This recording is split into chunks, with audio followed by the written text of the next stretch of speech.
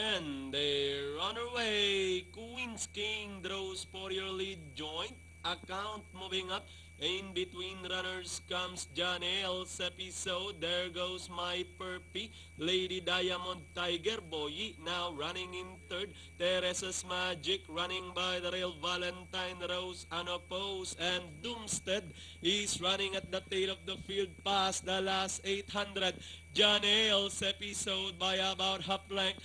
Joint account is running in second by the rail. Tiger Boy running in third. My Perpy is on the outside fourth as they race towards the last 450.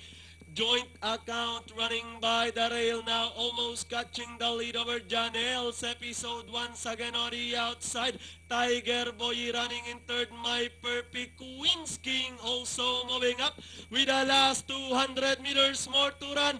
Joint account this time by about 3 lengths. Janelle's episode running in second and moving up by the rail is Valentine Rose with the last 75 meters. Joint account by about 6 and finally joint account second Tiger Boy, Valentine Rose unopposed. Close between Queen's King and Janelle's episode for your Pentapecta.